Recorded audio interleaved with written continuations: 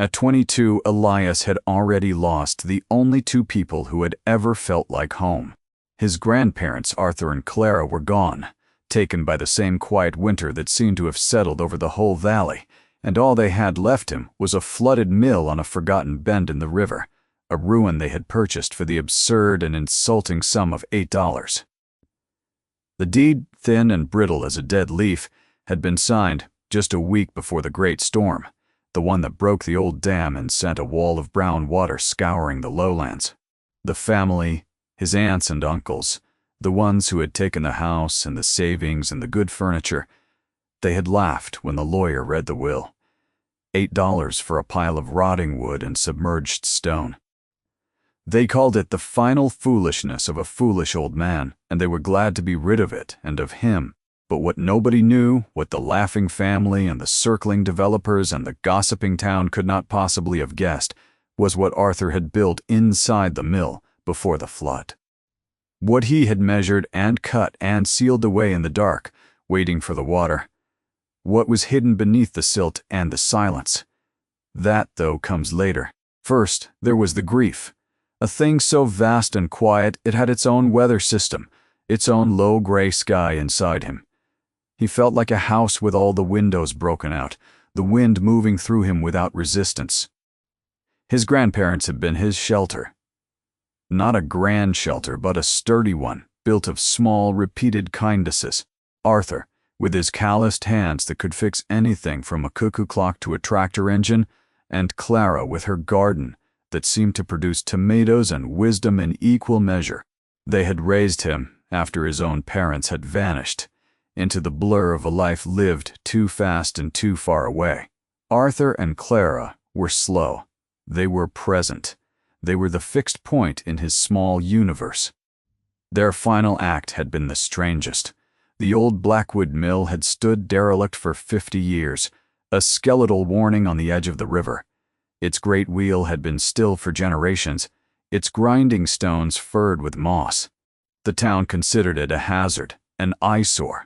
Then, one Tuesday, Arthur had walked into the county clerk's office, laid 8 worn dollar bills on the counter, and bought the condemned property outright. The clerk, a man who had known Arthur his whole life, had tried to talk him out of it. He'd said, "Arthur, that place is a ghost. It's got a belly full of rust and rats." But Arthur had just nodded, his calm blue eyes betraying nothing. He had a way of being still that made other people's words run out. He signed the papers, folded the deed into his pocket, and walked out. That night, the storm warnings began. 2 days later, the river swelled its banks, and the valley held its breath. The old dam, long declared unsafe, finally gave way. The water that came down wasn't a flood, it was a judgment. It took out bridges, roads, and all the low-lying farms, and it swallowed the Blackwood mill completely, leaving only the peak of its slate roof visible above the churning muddy surface, like the tip of a tombstone. The town whispered, "Poor Arthur." Lost his mind, and then lost his money. What little there was of it. A week after that, Clara had gone to sleep in her favorite armchair, and simply not woken up. Arthur followed her 2 days later, not from any discernible illness, but as if he had simply been called to join her. His work on this earth, finally, quietly, finished. The funeral was small and stark. Elias's relatives spoke in low, frustrated tones about the lack of any real inheritance, about the wasted money on the mill, about the stubborn, impractical nature of the old man. They were people who measured a life by what was left in the bank account. By that measure, Arthur and Clara had failed. They had lived a life of making do, of mending, of giving away more than they ever kept. After the service, his uncle, a man with a soft body and a hard smile, had clapped Elias on the shoulder. "Tough break, kid," left holding the bag, or in this case, the swamp. He'd laughed, a short, barking sound. He offered Elias a few $100s for his share of the estate, by which he meant the worthless mill. Elias had looked at the man's polished shoes, and then at his own worn boots, and he'd felt a stillness settle over him, a familiar quiet he recognized from his grandfather. He shook his head. He did not say a word. He just kept the deed. He kept the single, heavy, oddly shaped iron key Clara had pressed into his palm during her last lucid hour. And he kept the small, perfectly smooth gray river stone that Arthur had carried in his pocket. For as long as Elias could remember, a stone he now rolled over and over in his own, feeling its coolness, its solid, unchangeable weight. It was all he had left. A flooded ruin, a strange key, and a stone. It was not enough, and yet somehow it would have to be. He did not know then that the stone was a key of a different sort, a map, a promise. He only knew it was his. Before the strangeness of the end, there was the simple rhythm of their lives, a pattern as reliable as the seasons. Arthur and Clara lived in a small house on the edge of town, a place that seemed held together by the scent of baking bread and sawdusted wood. Arthur was a man made of quiet purpose. He had been a carpenter, a mechanic, a stonemason, a jack of all trades whose real trade was competence. In a world that was growing louder and more disposable, Arthur believed in things that lasted. He believed in repair. His own small workshop behind the house was a sanctuary of order. Tools hanging in their proper places, jars of screws and nails sorted by size, the air thick with the smell of oil and wood shavings. People from all over the valley brought him their broken things. A chair with a wobbly leg, a music box that had fallen silent, a lawnmower that refused to start. He would take the object into his hands, turning it over, his gaze distant, as if he were listening to its history, diagnosing its ailment not with his eyes but with his fingertips. He rarely charged more than the cost of the parts, and often, for those who had little, he charged nothing at all. A thing's only broken if you give up on it, he used to say, his voice a low rumble. He applied it to machines, to furniture, and Elias always felt to people. Clara was the heart of the operation, the steady beat to his quiet hum. She tended a sprawling garden that fed them and half their neighbors, its unruly rows of beans and squash, a testament to her belief in abundance. She'd press jars of jam and pickles into the hands of visitors, always deflecting thanks with a wave of her hand. "The earth gives it freely," she'd say. "It's not mine to sell." They were a unit, a closed circuit of generosity. They did not have much, but they possessed a deep and unshakable wealth that could not be counted. The town regarded them with a kind of fond, slightly pitying affection. Good people, they'd say. A little odd, out of step with the times, but harmless. The purchase of the mill, then, was a break in this rhythm. It was a dissonant chord in a simple song. Nobody understood it. The property was not just worthless, it was a liability. The county had been trying to find the funds to demolish it for years. It was a known flood risk, a magnet for trouble.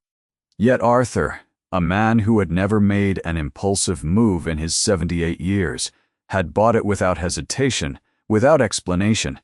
He'd gone to the site just once after the purchase, the day before the rains began.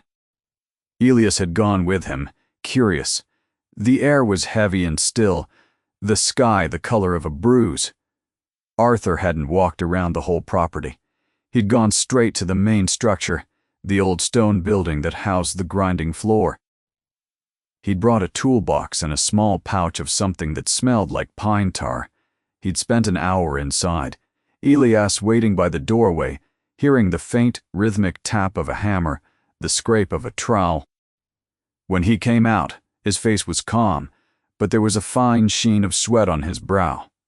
He looked at the sky, then at the river, and then back at the mill. He placed a hand on the cold stone of the doorframe. "There," he said to himself, more than to Elias. Paid in full. It made no sense. He had paid $8. On the drive home, he was silent. He just drove, his big scarred hand steady on the wheel. He seemed at peace, a man who had just completed the last task on a very long list. After the flood, after the funerals, Elias was left with the echoes of that day. The words circled in his mind. He sat alone in his grandparents' now empty house, the silence pressing in. His relatives had come through like a brisk, efficient wind, tagging furniture, boxing up valuables, their voices sharp and practical. They'd given him platitudes about loss and then presented him with documents to sign, releasing his claim on the house, the car, the savings. He was young, adrift in grief, and he had signed them, too numb to argue. They left him with a small box of his grandparents' personal effects old photos, Clara's reading glasses, Arthur's pocket knife, and the deed to the mill. It was a clean surgical removal. He was an inconvenience they had tidied up. He was now officially a man of property, the sole proprietor of a waterlogged disaster. The laughter of his uncle echoed in the quiet house. He looked down at the key in his hand, its iron form strange and complex, not like any house key he had ever seen. He remembered Clara's thin, dry hand closing over his. "Arthur said you'd know which door it was for." Which door? The mill had a dozen rotting, splintered doors, most of them likely torn from their hinges by the flood. It was another piece of the puzzle, another bit of seeming nonsense from a man whose whole life had been about things that made sense, things that fit together perfectly. He held the key, the smooth river stone, and the deed. It felt like the beginning of a story he didn't know how to read. The man's name was Sterling. He arrived in a car that was too clean and too black for the muddy roads of the valley, its tires whispering on the gravel drive. He wore a suit that cost more than Arthur's truck, and his smile was a bright, polished thing that didn't reach his eyes. He introduced himself as a representative of a development group, a company that had, he explained, recently acquired most of the land along the riverfront. He spoke of progress, of revitalization, of a luxury fishing lodge and spa that would bring jobs and tourism to the struggling valley. He spread a glossy brochure on the hood of his car, a picture of a sleek, modern building superimposed over the familiar landscape. It looked like a spaceship landed in the wrong world. Elias just stood there on the porch of his grandparents' old house, which was now his uncle's house, feeling small and out of place. Sterling got to the point quickly. His company needed the last parcel to complete their holdings. The old mill. He said it with a little laugh, as if sharing a joke. A real eyesore, that thing. "We'd be doing you a favor, honestly. We'll handle the demolition, the cleanup. A messy business." He named a price. $500. He said it with the magnanimous air of a king bestowing a great gift upon a peasant. "For your trouble," he added, his smile tightening. $500 for 4 acres of riverfront land. It was theft, dressed up as charity. Elias looked at the man's shiny shoes, then at the brochure with its alien building, and he thought of Arthur's hands covered in grease and sawdust, the hands that had fixed his bicycle, that had taught him how to skip stones, that had built a life out of patience. He felt the smooth, cool weight of the river stone in his pocket. He shook his head. "No," he said. The word was quiet, but it was solid. Sterling's smile faltered for a fraction of a second. He seemed genuinely surprised, as if a piece of furniture had just spoken to him. "I'm sorry," he asked, his tone shifting from patronizing to irritated.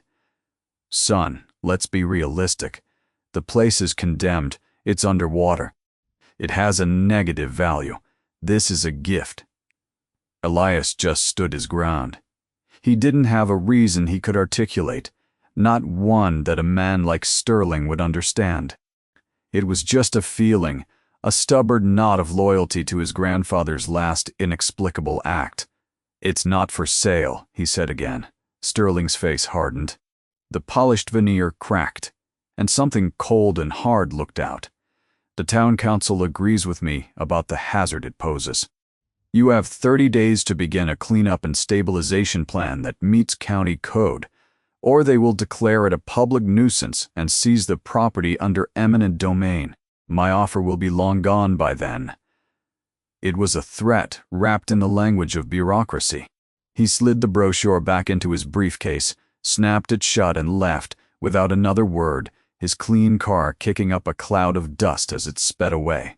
The next day, Elias walked to the mill. It was the first time he had gone there alone, the first time he was seeing it as his. The water had receded some, but the land was a ruin of mud and debris. The river had remade the landscape into a swamp. The mill itself looked worse than he could have imagined. It sagged, its shoulders slumped, stained with a dark watermark halfway up its stone walls. The great wooden wheel was shattered, its spokes jutting out like broken bones.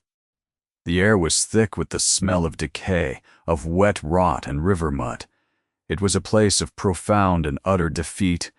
He pushed open what was left of the main door, its hinges groaning in protest. Inside, the gloom was heavy.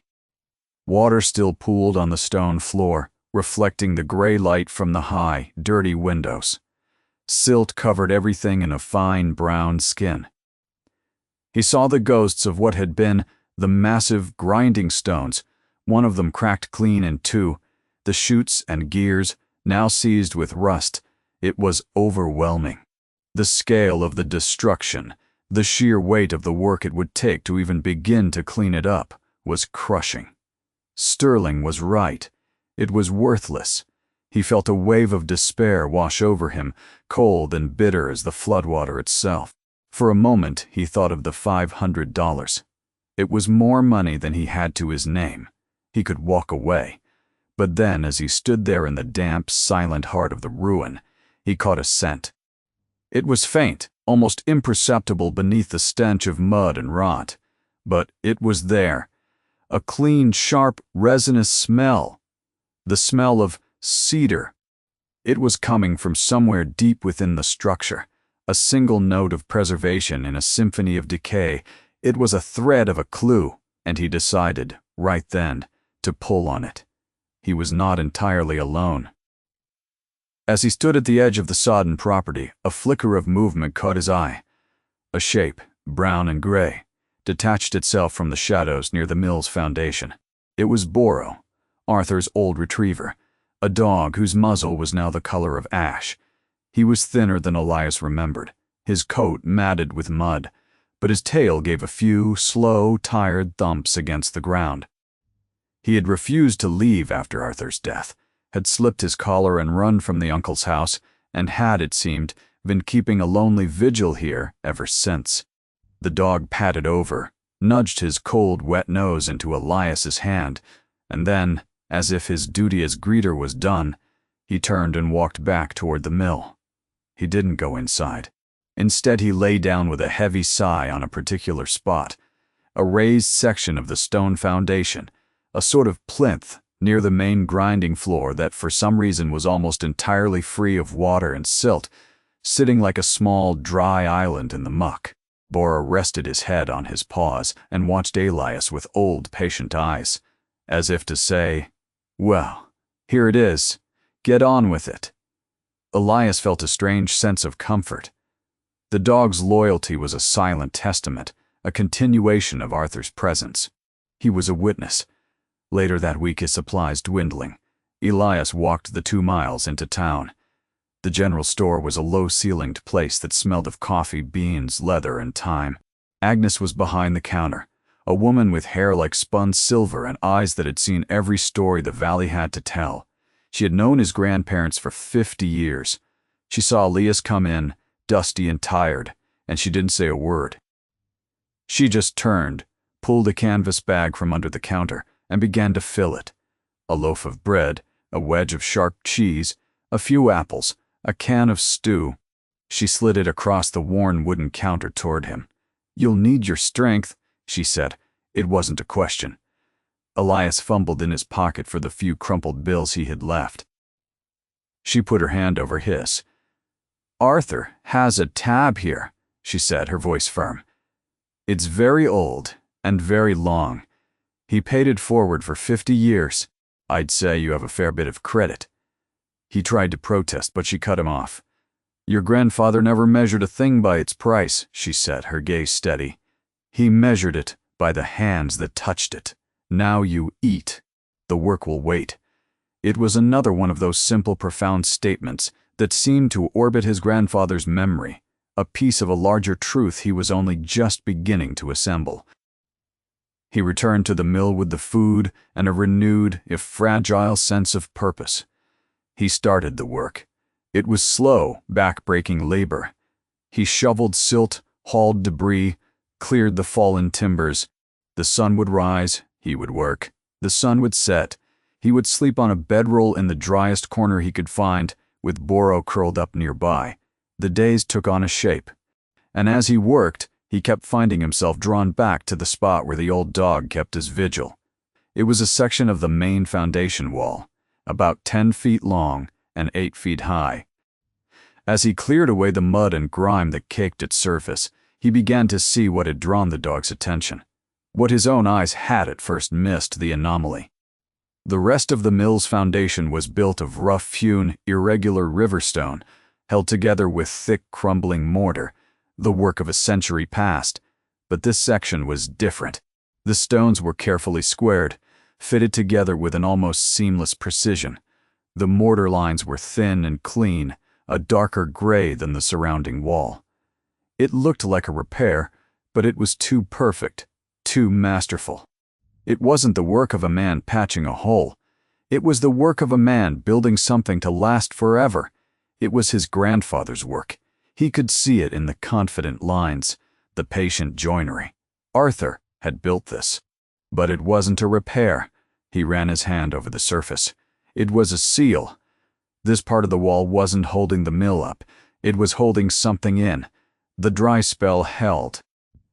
Day after day, a pale sun baked the valley, and the water level in the mill dropped, inch by stubborn inch.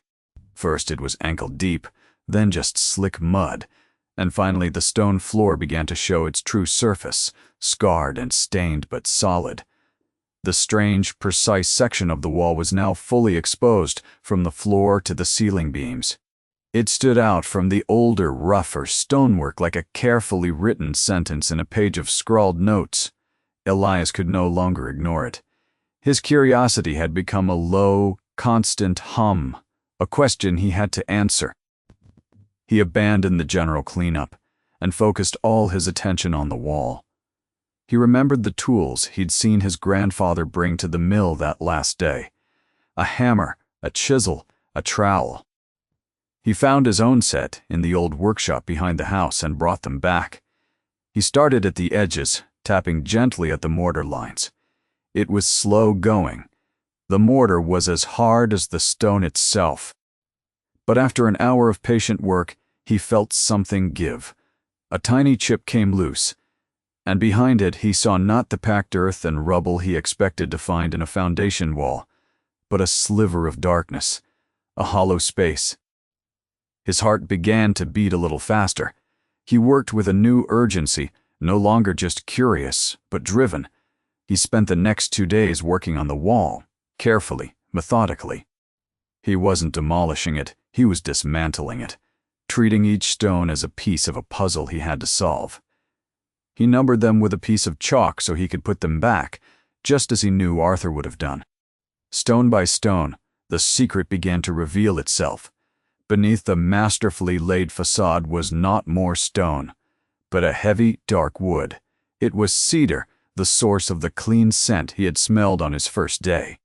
The planks were thick, fitted together with tongue and groove joints, and the entire surface was coated in a thick, black layer of pine tar and pitch, a waterproof seal that had held perfectly against the flood.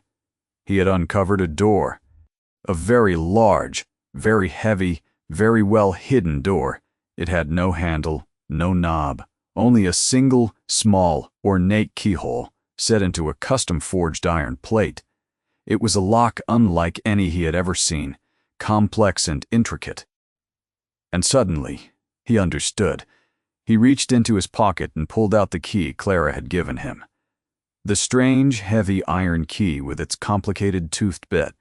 It felt warm in his hand. He knelt, his hands trembling slightly, and slid the key into the lock. It fit. Not just fit. It seated itself with a solid, satisfying click, as if it had been waiting for this moment for a very long time. He turned it. There was a deep, resonant clunk from within the wall as heavy tumblers shifted and a bolt withdrew. He put his shoulder to the door and pushed. It was heavy, but it moved, swinging inward on silent, perfectly oiled hinges into a space of absolute darkness. He fumbled for the old lantern he'd brought, struck a match, and lit the wick. He held it up and stepped across the threshold, out of the ruined mill and into another world. He was standing in a dry, perfectly ordered space. The air was cool and smelled strongly of cedar and something else, something like old paper and time. It was a workshop. His grandfather's tools hung from a pegboard on one wall, clean and sharp and ready.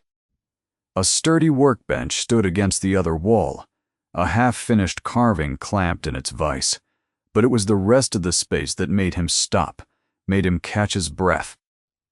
The room was deep, far deeper than he had imagined, stretching back into the darkness. And it was filled, floor to ceiling, with shelves. And on the shelves were hundreds upon hundreds of simple, uniform wooden boxes, each one about the size of a shoebox, each with a small, brass label neatly tacked to its front. It was a library of boxes, a silent, waiting archive. He reached out and touched one. The wood was smooth, sanded to a perfect finish. He lifted it down. It was heavier than he expected. He carried it over to the workbench into the small circle of lantern light, and he lifted the lid. Inside, nestled in a bed of soft wood shavings, was not gold or money or treasure.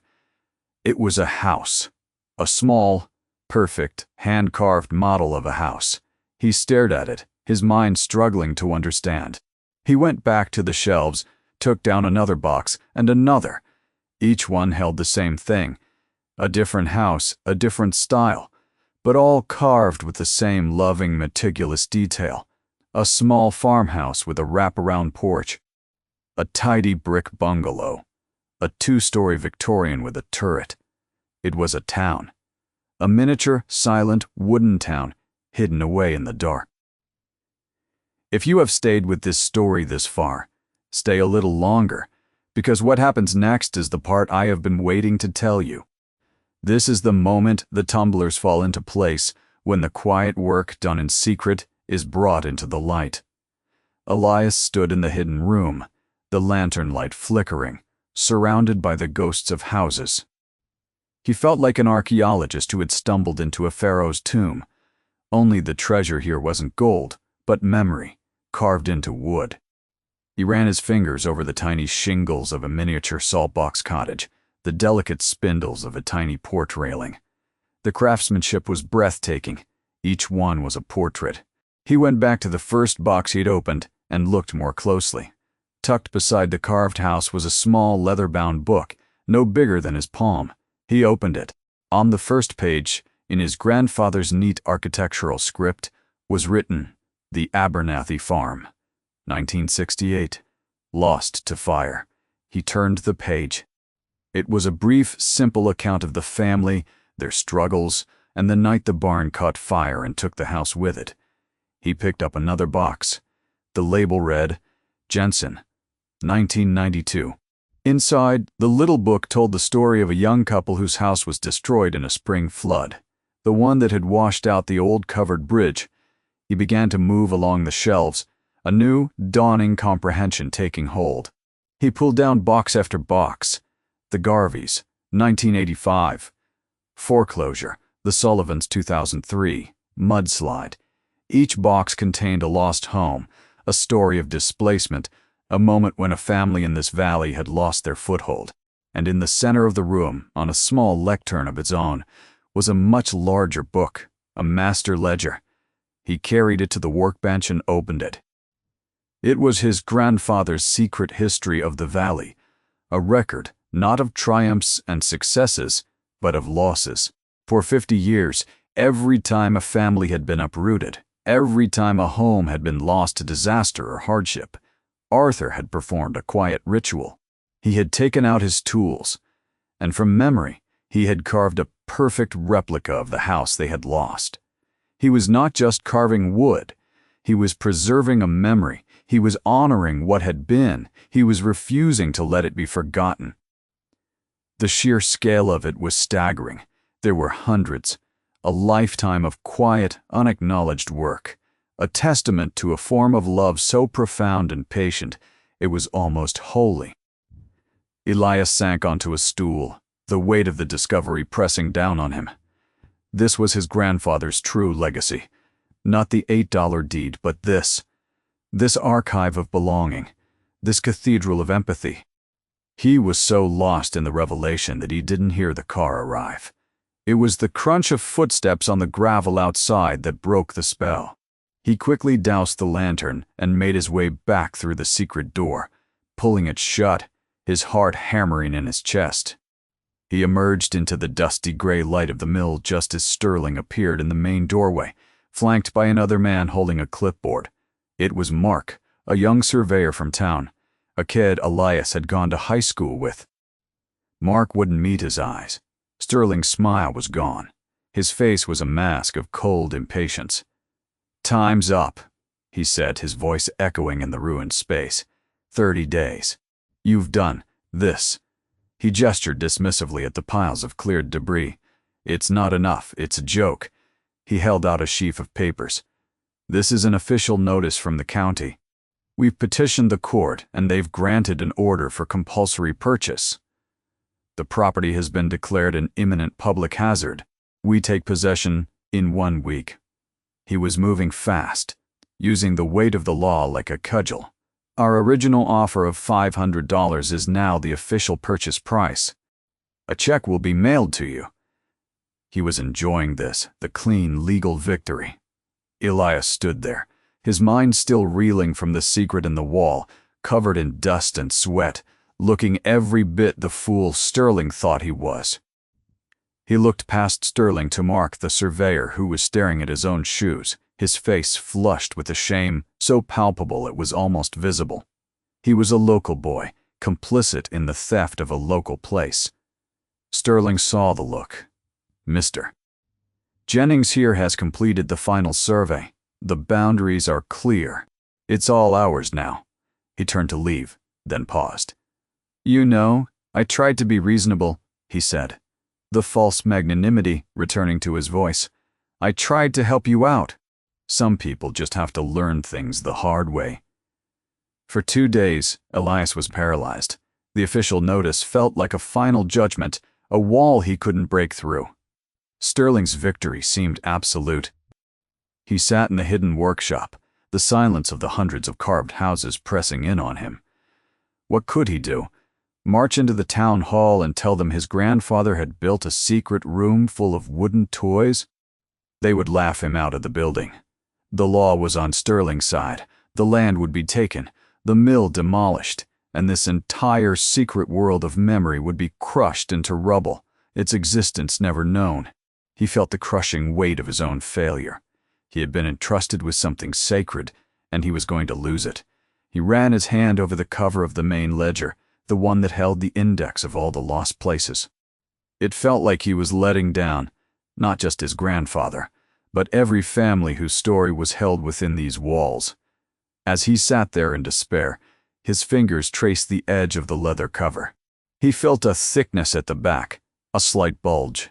He turned the heavy book over, tucked into a sleeve on the inside of the back cover. A sleeve he hadn't noticed before was a sealed manila envelope. On the front, in his grandfather's steady hand, was a single word, Elias. His breath caught in his throat. With trembling fingers, he broke the seal. It was a letter, several pages long, written on the same heavy, cream-colored paper as the entries in the small house books. It was a letter from the dead. "My dear Elias," it began, "if you are reading this, then you have found my life's real work, and I am sorry for the burden it places on you. But I knew if anyone could understand, it would be you. You always saw the world differently. You saw the value in things others threw away." He went on to explain everything. He had known for years that the old dam was failing. The county was too broke to fix it, and the state didn't care about a small, forgotten valley. He knew a flood was not a matter of if, but when. He couldn't save the valley, but He could save its memory. "So I bought the mill," he wrote. "The lowest point, the place the water was sure to find. It seemed like madness, I know, but I wasn't buying the ruin, son. I was buying the foundation. I was buying the stone." He described how he'd spent months secretly building the waterproof chamber, his ark, using the skills he'd honed over a lifetime to create a space that could withstand the water. His purchase of the mill wasn't a final act of foolishness. It was the culmination of his life's purpose. "They can take a house," Arthur wrote, the words hitting Elias with the force of a revelation. "They can take the land, the fields, the fences, but they can't take the shape of it from memory. A place isn't the dirt, son. It's the people who remember it. It's the stories that anchor them to the ground. This room is an anchor for the whole valley." The letter explained that the choice was now his. He could let Sterling win.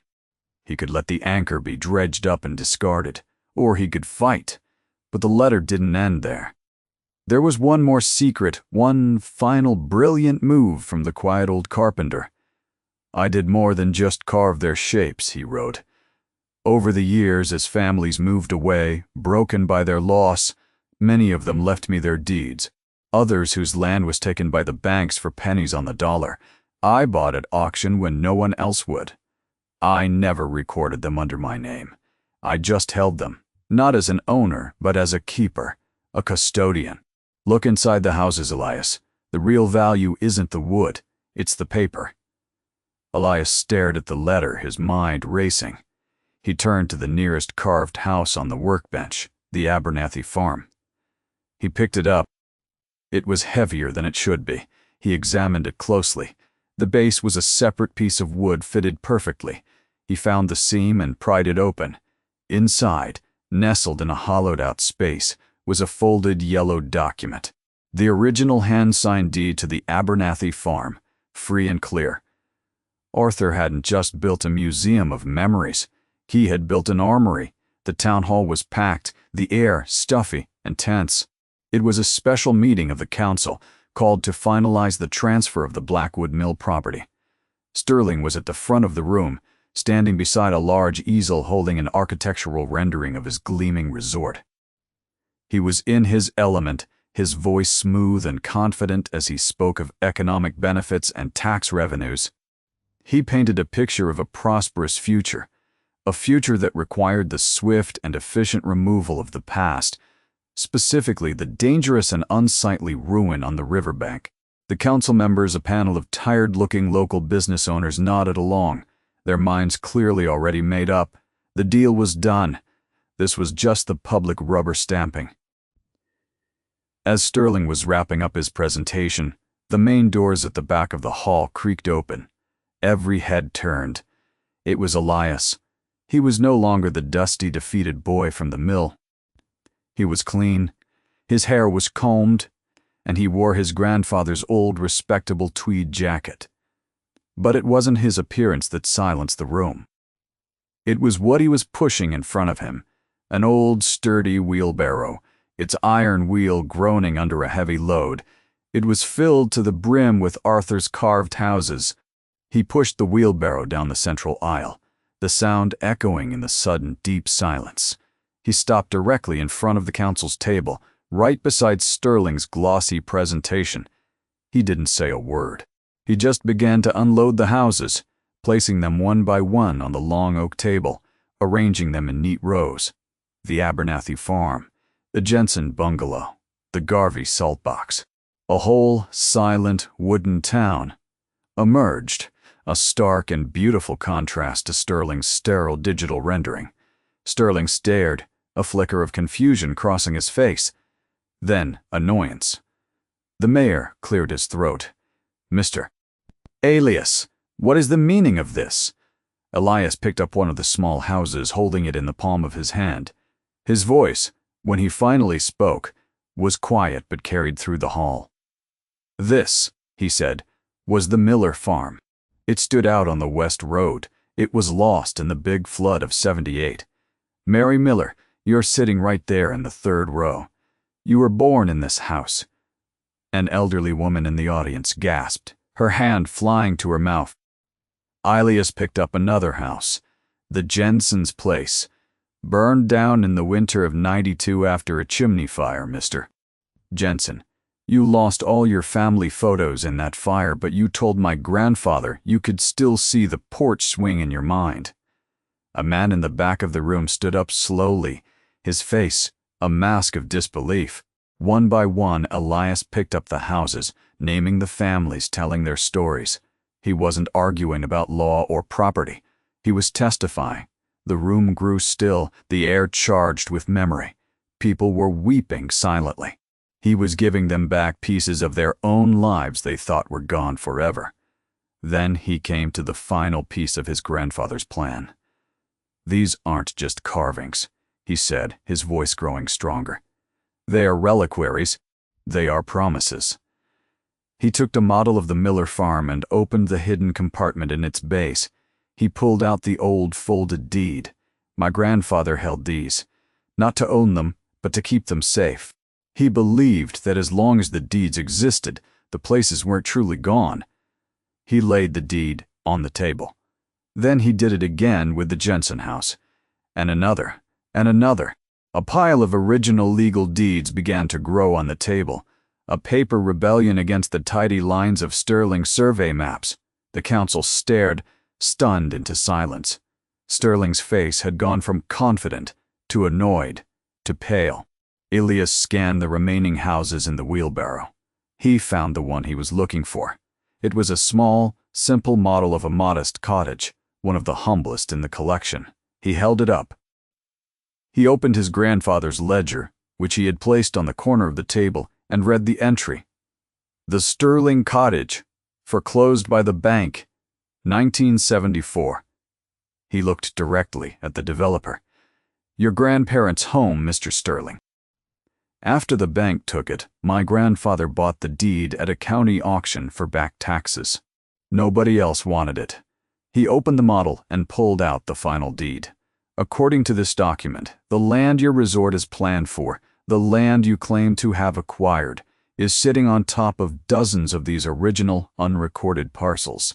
You haven't bought a clear title. You've bought a hornet's nest." The silence in the hall was absolute, a vacuum where Sterling's confidence had been. Every eye was on him. The slick developer, the man of progress, was suddenly just a man from the valley, a boy whose grandparents had lost their home, a story he had conveniently forgotten.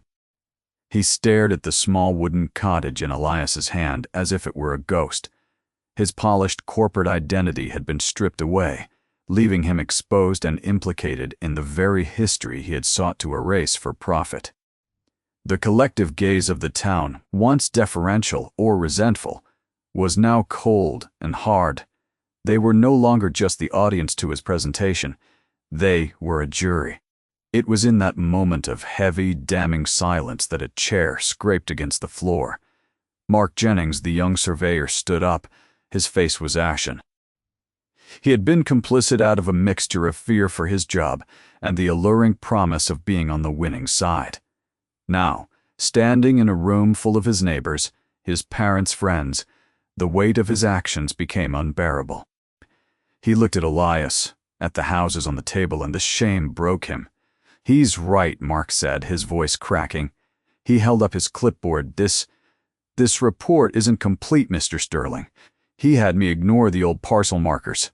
He said they were defunct, irrelevant. He told me to draw the lines based on the most recent tax map only." He walked to the front table and threw the clipboard down. It clattered loudly, the only sound in the room. "The old deeds are legally binding if they were never properly dissolved or consolidated. I knew it. I didn't say anything." He looked at the mayor, his eyes pleading. "The real survey, the one showing all the conflicting titles. It's in my truck. I can get it." The confession hung in the air, irrefutable. Sterling's empire of paper was built on sand. He opened his mouth to speak, to bluster or threaten, but no words came out. He was undone. The mayor, a man who had been swayed by Sterling's promises, now looked at him with open contempt. He banged his gavel, A sharp, final sound. This meeting is adjourned. The compulsory purchase order is rescinded pending a full investigation of all land titles. Sterling didn't wait. He gathered his briefcase, his face a tight mask of fury and humiliation, and strode out of the hall, the crowd parting before him, as if he were carrying a disease. He was a ghost now, too. The room erupted, not in cheers, but in a low, murmuring buzz of conversation, of people turning to each other, remembering, connecting. The denouement began not with a legal battle, but with quiet acts of reconciliation. Elias had won, but he felt no sense of triumph, only a deep, weary relief. He had no interest in revenge, no desire to reclaim the parcels of land and become a landlord of memories. That was never Arthur's way. As people crowded around the table, touching the small houses, finding their own lost homes, Agnes, the storekeeper, made her way to his side. She placed a hand on his arm. "Your grandfather would be proud," she said simply. "Not because you won, but because you reminded us." In the days that followed, the town came to the mill, not with offers of money, but with their hands. They came to repay the quiet debts Arthur had been paying on their behalf for half a century. The first to arrive was Mark Jennings. He showed up at dawn, holding a hammer, his face still etched with shame. "I don't know if you can forgive me," he said to Elias, "but I know how to work. Put me to work." Elias just nodded and handed him a shovel. Soon, others followed. The son of the Miller family, now a master electrician, came to rewire the whole building. The Jensen boy, a plumber, offered to install new pipes. Women arrived with hot food and coffee, turning the site into a community hub. They were the community chorus, arriving to help once the truth had surfaced. They cleaned, they repaired, they rebuilt. They raised the broken water wheel back into place. They sanded the floors, reglazed the windows. They were not just restoring a building, they were restoring their own collective soul. Elias found his place among them, not as the owner, but as the quiet center, the keeper of the story. The Found family, his grandparents had built without knowing it, had finally cohered around him. They decided together that the mill would not be a private home, but a public trust, a museum for the valley with Arthur's hidden room, his ark of memories, at its heart. Months passed. The frantic energy of the rebuilding settled into a steady, purposeful rhythm. The mill lived again. Autumn arrived, painting the valley in hues of gold and rust, the air crisp and clean. The restored building stood proudly by the river, its new windows catching the late afternoon sun, the great wheel turning slowly in the current, not to grind grain, but simply to mark the passage of time. The hidden workshop had been preserved exactly as Arthur had left it, a glass wall installed where the stone seal had been, allowing visitors to look in on the sacred space. The houses had been brought out into the main hall, displayed in lighted cases, each one with its story, its deed, and a photograph of the family it belonged to. If one could be found, it had become a place of pilgrimage. People came from all over the state, people whose roots were in the valley, to find a piece of their history, to touch a tangible link to their past. Elias lived in a small apartment built into the upper floor of the mill, the keeper of the flame. He spent his days talking to visitors, telling his grandfather's story, and in his quiet hours, he had taken to working at Arthur's bench, learning the feel of the tools, the language of the wood. One cool Saturday afternoon he was outside, sitting on a bench by the river, sanding a small, rough-cut block of pine, trying to find the shape of a bird within it. The old dog, Boro, now plump and content, dozed at his feet. A car he didn't recognize pulled into the gravel lot, sputtering and backfiring before rolling to a silent stop. A young couple and their small daughter got out, the man looking with frustration at the steam rising from under the hood. They were tourists, lost and stranded. Elias watched them for a moment, then put down his carving and walked over. He didn't say much. He just looked under the hood, saw the simple problem, a loose fan belt, and went to his workshop for a wrench. In 5 minutes, it was fixed. The young father was effusive with gratitude, pulling out his wallet, insisting on paying. Elias just shook his head, a gesture he had learned from his grandfather. He wiped his greasy hands on a rag. As the family was getting back into their car, the little girl, who couldn't have been more than 5, dropped the small doll she was clutching. It fell into the dust. Elias bent down, picked it up, and gently brushed it off before handing it back to her. Then, on an impulse, he reached into his pocket and pulled out the little bird he had been carving. It wasn't perfect, its lines still a bit clumsy, but it was smooth and warm from his hand. He gave it to the child. Her parents protested, trying again to offer him money. He just smiled, a real smile, one that reached his eyes. "A thing's only broken if you give up on it," he said, the words feeling not like an echo but like his own. They finally understood.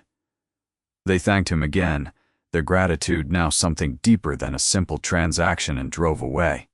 Elias stood by the mill door with Boro at his side, watching the car's tile lights fade down the long country road. The sun was setting, its last rays bathing the valley in a soft, forgiving light. The legacy was alive. The work continued,